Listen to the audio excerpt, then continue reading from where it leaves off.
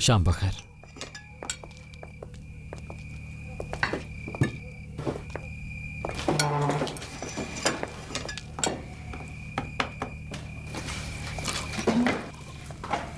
ये लीजिए।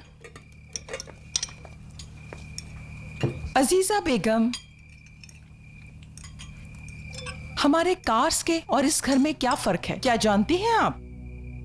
कार्स में अदब था, हया थी, लिहाज था सबका, और यहां भी था। अब नहीं रहा।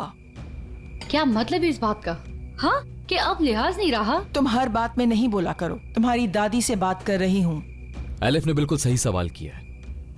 तुम्हें क्या हो गया मीरान? सुल्ताना, तुम होश में तो हो? क्या कह रही हो? असलान बे खानदान की बात कर रही हो तुम, जहां अदब और हया हमेशा हमारी रिवायात रही हैं, और इन रिवायात को तोड़ने वाले को सजा भी दी जाएगी। तुम भी ये बात याद रखना सुल्ताना। तो फिर ये बातें सिर्फ हमें ही क्यों याद करवाई जाती हैं? जब भी मौका मिला तो हमें बहुत बातें सुनाई जाती हैं।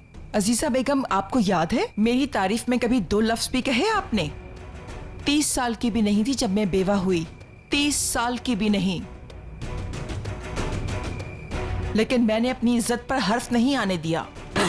आंटी, सीधे सीधे अल्फाज में कहिए जो भी कहना है। आखिर आप कहना क्या चाहती हैं? हाँ अम्मी, ये बात पूछो तुम अपनी बीवी से। सुल्ताना, अगर अपनी आंखों से कुछ नहीं देखा और अपने कानों से कुछ नहीं सुना तो फजूल बातें मत करो। अपनी हद में रहो, फितना मत फैलाओ। अपनी आंखों से देखा है और अपने कानों से सुना है। मैं किसी पर इल्जाम नहीं लगा रही। मीरान को मुझ पर यकीन नहीं तो अपनी बीवी से पूछ ले।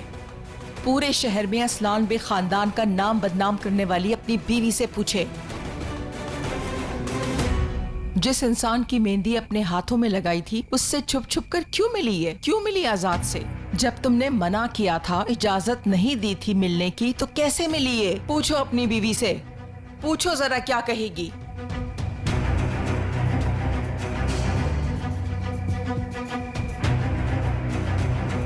क्या ये दुरुस्त है?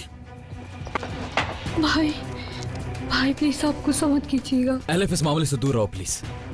मैं कुछ पूछ रही हूँ, क्या सच है ये? क्या तुम मिली हो आजाद से?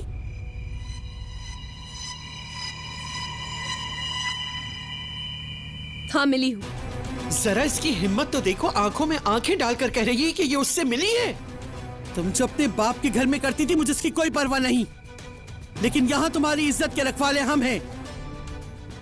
तुम्हारी हरकतों की वजह से अपने खानदान के नाम पर दाग नहीं लगने दूंगी मैं, समझ लो तुम। रेयान,